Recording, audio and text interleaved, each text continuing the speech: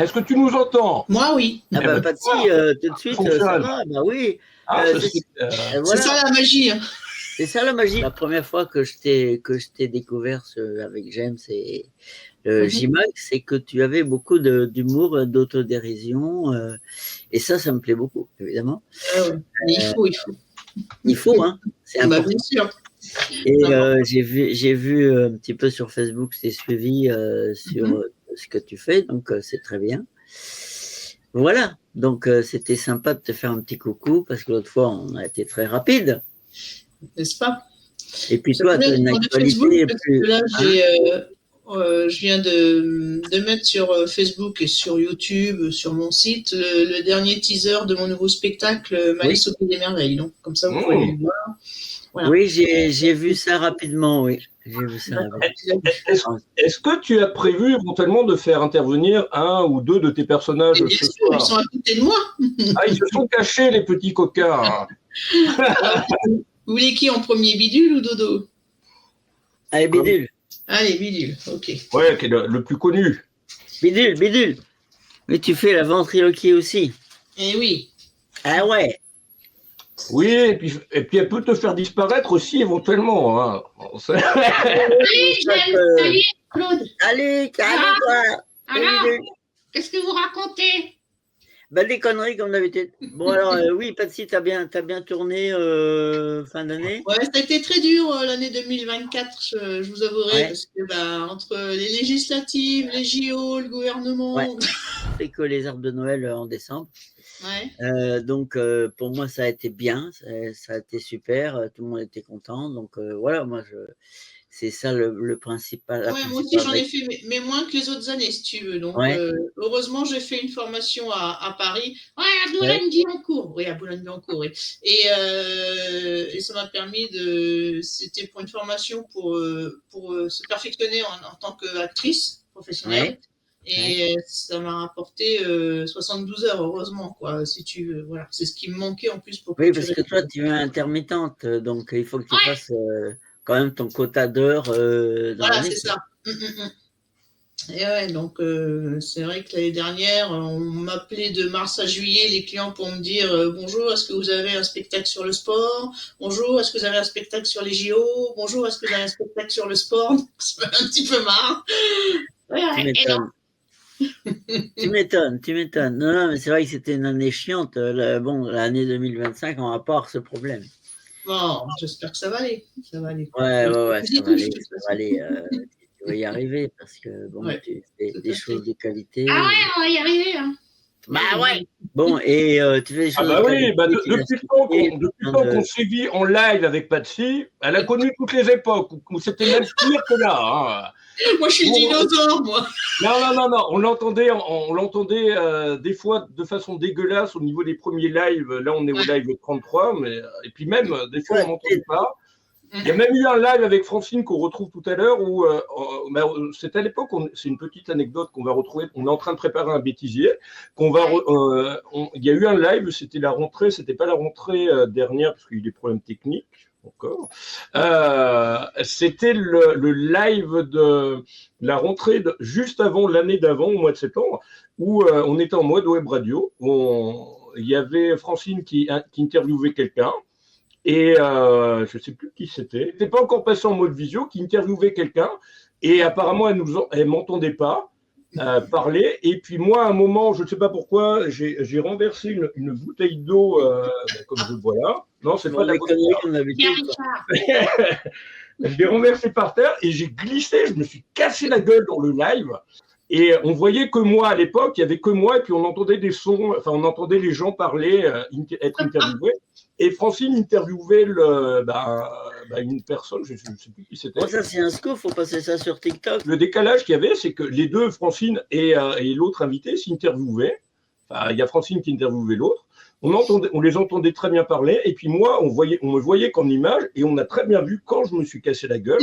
Il y a un décalage énorme parce qu'elle continuait l'interview comme si rien ne s'était passé, alors que j'étais toujours en live. C'était assez. On est dans le live, on meuble quand tu t'absentes. Hein. Oui, mais après, ce sont les aléas du direct où il y a des. Mais ça, c'est ce que j'expliquais aussi à Nicolas, à Quentin et C'est qui à Fabien, Quentin qui est assistant de com, D'autres artistes, et deux autres graphistes, c'est que quand tu es en live, moi, si j'ai un problème de connexion, eh ben, l'invité peut toujours rester en live. Moi, je suis figé, pas forcément sur des positions, voilà. Mais... non, c'est pas grave, on est habitué, James. J'ai fait 10 spectacles cette année, là, dont 2 avec le nouveau Malice au Pays des Merveilles, parce que bon, c'est souvent... Ouais, c'est souvent moi. Ouais, je sais, c'est souvent toi, mais on essaye aussi de vendre un peu plus maintenant, justement, le nouveau spectacle. Et oui. Voilà, donc on en Et a fait tu démarches comment, en fait? Bah là, maintenant, heureusement, il y a le teaser, donc je pense que ça va mieux aider aussi, parce qu'il n'y avait pas de vidéo jusqu'à présent. Donc, quand il n'y a pas de vidéo, c'est compliqué pour que les clients choisissent l'un ou l'autre spectacle. C'est vrai que Bidule, le teaser est déjà fait depuis pas mal d'années, enfin, depuis 2 ou 3 ans, le nouveau, et puis il est un peu plus connu, c'est vrai, Bidule, parce que ça fait quand même 16 ans maintenant. Ouais, ça fait 16 ans que je suis là. Ah d'accord, tu te vieillis comme nous, hein. Bon. Voilà. Et moi je fais. Ça se voit plus pour lui par contre, hein, que pour nous trois. Moi je fais vieille méthode, c'est-à-dire que quand on me demande des choses, je donne les spectacles où je suis passé l'année d'avant. Ouais. Et puis voilà, donc et puis là l'année dernière j'ai une mairie qui était tellement contente qu'ils m'ont demandé cette année de repasser en changeant un peu le spectacle. Et qui m'ont amené 2 autres spectacles dans le coin, donc voilà, donc c'est super. C'est pour ça que c'est bien d'avoir au moins 2 spectacles pour au moins, voilà, d'une année à l'autre. Mais moi les spectacles le soir, avec le retour et tout, je ne ferai plus. Trop dur pour moi. Pour toi, tu es jeune.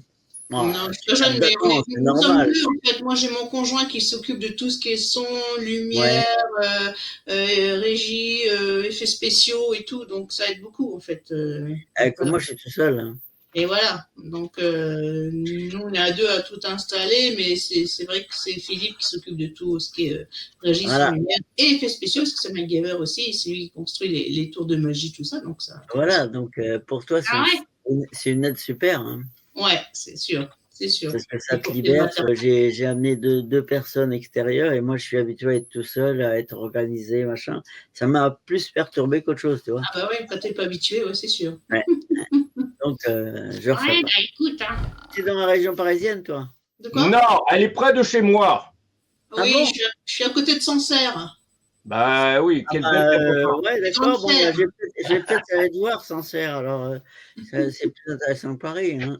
Mais oui, c'est vrai que la cave est tellement mieux à Sancerre qu'à Paris. C'est mieux quand même. Donc ça, Sancerre, c'est dans le Cher. Le Cher.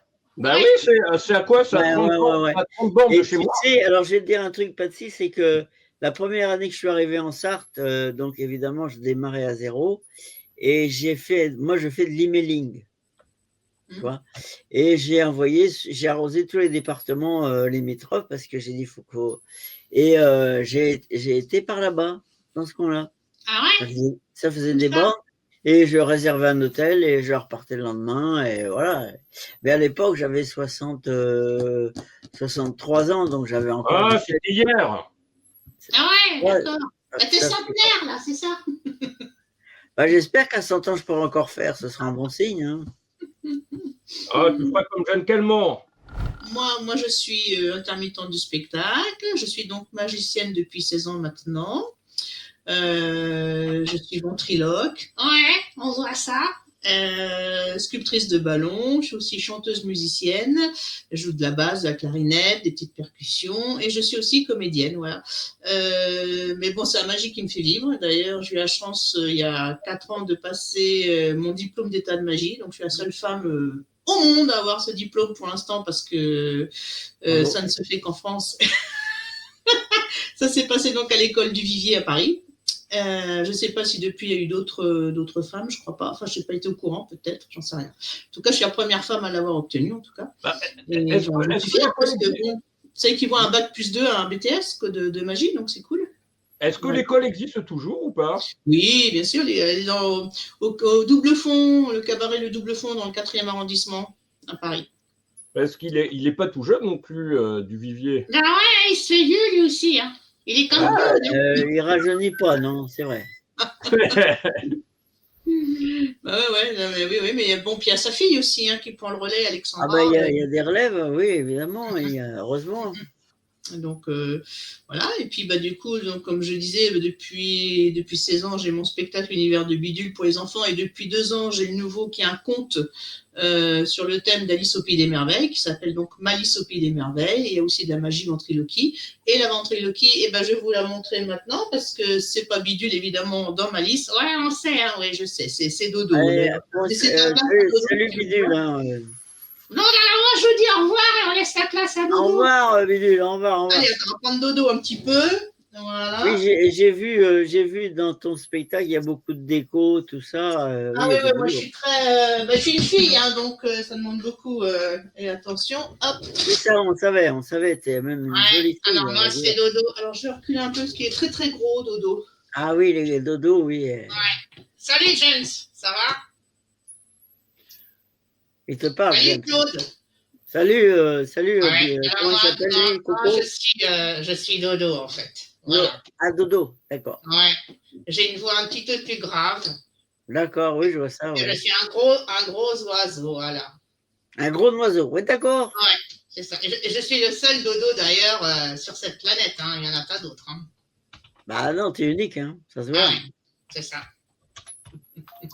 Donc voilà, donc Dodo, bah, c'est l'oiseau fou qui est dans le spectacle, parce que moi, il part en vrille, hein, il chante et tout, mais la chanson bah, part en vrille. Et les enfants sont censés chanter avec lui, mais ils n'arrivent plus à suivre parce que bah, ils s'emballent, quoi. Au niveau du spectacle Malice, est-ce que c'est un spectacle qui reste comme tu l'as écrit, comme tu l'as préparé, ou est-ce qu'il évolue au travers du temps? Il évolue, ouais, bien sûr, parce qu'en le faisant, je me dis, tiens, il y a ça. J'ai rajouté, en fait, par rapport à la dernière, j'ai rajouté 2 tours de magie, parce que déjà, je trouvais que le spectacle était un petit peu court, il durait 45 minutes, enfin 45-50 minutes, moi je voulais qu'il dure 1 heure. Donc j'ai rajouté 2 tours de magie, dont un où il y a 2 ballons qui parlent. Je trouvais ça sympa, des ballons avec une bouche qui parle et tout. Voilà, donc ils font l'histoire de Monsieur le Morse et le charpentier dans l'histoire d'Alice. Et puis j'ai rajouté aussi, c'est super joli comme tour de magie, c'est le sable du désert. Donc en fait c'est un récipient en verre avec de l'eau, et puis je mets mes mains dedans et l'eau devient noire, et je mets du sable de couleur dedans. Enfin voilà, il y a tout un cheminement, et après l'eau devient claire. Enfin, je récupère le sable qui est sec. Je fais un petit peu de magie aussi pour enfants. Ouais. Et c'est-à-dire que je rends les enfants magiciens, quoi. Comme tu as parlé la dernière fois du livre où il y a le dessin et puis après le coloriage, etc. Ah oui. Je me rappelle de ça, tu vois. La mémoire encore, hein, je perds pas tout. Ah, c'est bon. Bien. Voilà, non, avec plaisir, faut qu'on se voit parce qu'on a le même truc et logiquement ton spectacle évolue évidemment parce qu'on teste des choses et puis après on corrige des choses pour que ce soit toujours mieux, quoi. Ouais, et puis qu'on voit aussi si les enfants sont réactifs ou pas. Comment ça réagit? Parce qu'il y a des choses que finalement nous ça nous plaît, puis peut-être que les enfants c'est un peu plus voilà. Donc voilà, on fait en sorte qu'il n'y a pas de temps mort et que les enfants ne s'ennuient pas pendant le spectacle, quoi. Voilà, et puis la difficulté, enfin je sais pas pour toi, mais pour moi, c'est que moi je vais dans les petites communes rurales et des fois, là je suis tombé sur Berduy dans le 50. Il y avait 130 gamins avec les encadrants, il n'y avait pas les parents, il n'y avait pas tout ça. C'est top. Et là, dès le départ, voilà, tout ça, ça part à quart de tour. Ouais, c'est excellent, ça. Puis ils sont nombreux, mieux c'est. Ah ouais. C'était excellent, quoi. Et puis il y en a d'autres où tu as une douzaine de gamins, tu as les parents, tout ça. Il faut s'adapter à chaque fois par rapport au public qu'on a, quoi, la salle qu'on a. Et c'est ça le métier. Ah oui, c'est vrai que tu vois, moi pour l'univers de bidule ou même Malice, l'univers de bidule, je suis derrière le fond de scène, et avant le spectacle, donc je suis cachée et je dis, est-ce que vous êtes prêts pour le spectacle? Et quand les enfants me disent oui, déjà je me dis c'est pas mal, et je répète la phrase plus fort, je dis j'ai rien entendu, est-ce que vous êtes prêts pour le spectacle? Et ça fait oui, et je me dis bon voilà, c'est cool. Par contre, il y a des fois, je suis derrière le fond de scène et je fais est-ce que vous êtes prêts pour le spectacle? Et j'entends oui, et je dis oula, j'ai rien entendu. Eh ben, je vais annuler, tu t'en vas. Non, c'est bon. C'est vrai qu'on a toujours un public. Je répète la phrase, est-ce que vous êtes, j'ai rien entendu, est-ce que vous êtes prêts pour le spectacle? Et j'entends oui. Et là, je me dis, waouh, va falloir que je mette les bouchées doubles. Claude Chérel, alias Soko le clown. Je fais des spectacles pour enfants depuis plus de 45 ans. C'est ma passion comme Patsy et j'adore ça. C'est ce qui me maintient en vie. Et puis, je suis aussi, depuis quelques années, organisateur d'un mini-festival chez l'habitant, chez moi, parce que la commune n'a pas voulu me suivre. C'est une petite commune de 183 habitants et ça avait l'air de les embêter plutôt qu'autre chose. Donc, je l'ai fait chez moi. Donc, je me régale parce que je rencontre plein d'artistes, dont Yann Malo, qui est, grâce à James, qui était invité mystère la dernière fois.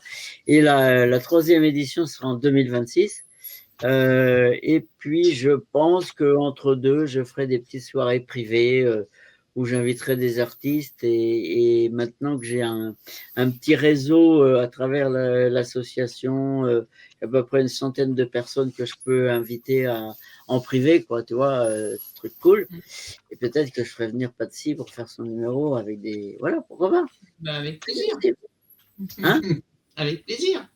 Ah oui, grand plaisir. Et Patsy, quelles sont tes prochaines dates j'aimerais bien te les dire. Ouais, alors on est en période un peu creuse. La prochaine, c'est que le 5 avril, et c'est même pas la magie, là, c'est un concert.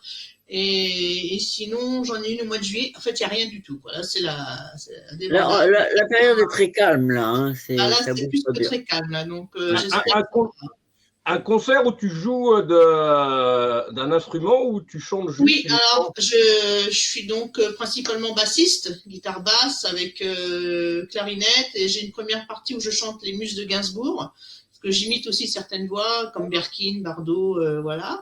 Et la deuxième partie, je démontre l'évolution de la chanson française des années 60 à aujourd'hui. C'est plutôt une partie dansante, avec ça part de Sylvie Vartan jusqu'à Angèle, enfin, il y en a pour tous les goûts. Sympa, dis donc. Et ça dure 3 ans. Donc ça, c'est 5 avril et ça se trouve chez Flo à Cône-sur-Loire, la place de la Pêcherie, et voilà, c'est le soir. Cône-sur-Loire, ça. Cône-sur-Loire, oui. Je suis juste à côté, c'est là, dans la Nièvre, dans le 58. Voilà. Pour ceux qui sont intéressés, qui ne sont pas loin, c'est avec plaisir que. Voilà. Oui, alors c'est de chez moi, ça fait des bornes aussi. Quoi. Ah oui, ça fait un peu loin. Mais bon, pourquoi pas. Voilà, et sinon, non, je crois que je suis en train de regarder. Après, c'est qu'au mois de juillet, j'ai une date où je fais une sculpture de ballon. Donc, en effet, là, il faudrait que ça arrive quand même, là, parce que d'habitude, j'ai déjà des dates pour les carnavals et tout, mais là, c'est le calme plat, pour l'instant. Bon. Écoute, faut qu'on se contacte, et puis si je peux te faire un peu de la pub, ça peut pas gêner. Sur scène, si tu veux, c'est un peu un mélange d'Éric Antoine et de Josiane Balasco, quoi. Le mélange un peu. C'est deux références qui me plaisent beaucoup. Hein. Ouais, donc c'est un peu. Je les adore tous les deux. Hein.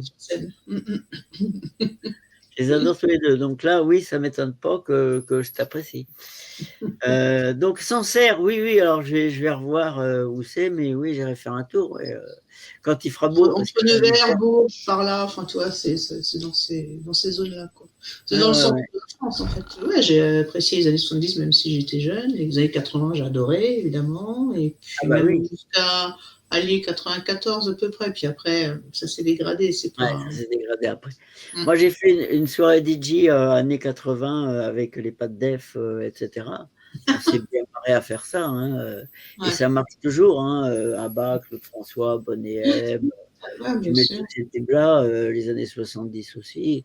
Ça marche toujours. Hein, ça reste. Voilà, c'était des années bonheur, c'est clair.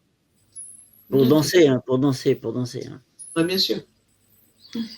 Sinon, moi, après, les chanteurs, c'est Brel, c'est Brassens. D'ailleurs, j'ai fait des cours de chant et il fallait qu'on fasse un solo. Alors, moi, qui ne sais pas encore chanter, j'ai pris ces gens-là de Brel et je me suis éclaté. Mais c'est pas évident de chanter du Brel, hein. C'est dur. Hein. Moi, j'adore. Moi, c'est Gainsbourg. C'est Gainsbourg. Ouais, moi, c'est mon Alors, moi, quand je faisais le DJ, tu vois, je faisais toujours par je suis venu te dire que je m'en vais. Quel est votre ressenti, puisque tous les trois, vous êtes sur scène, voilà, vous affrontez régulièrement la scène. qu'est-ce que ça vous procure, voilà, parce que mais... moi, Claude, il n'est pas prêt de décrocher, il est passionné, mais c'est pas à mon avis que pour l'aspect financier, il y a aussi l'aspect humain, relationnel. L'adrénaline, le public, le donner du rêve aussi aux gens, voilà. Puis c'est une passion, c'est une vocation, donc c'est l'adrénaline, c'est le peps sur scène, c'est le punch, c'est ce qui nous fait vivre, quoi. Enfin, moi, c'est tout à fait ça. Au revoir Yann, au revoir James, au revoir Claude, au revoir tout le monde. À bientôt. À bientôt, à très vite.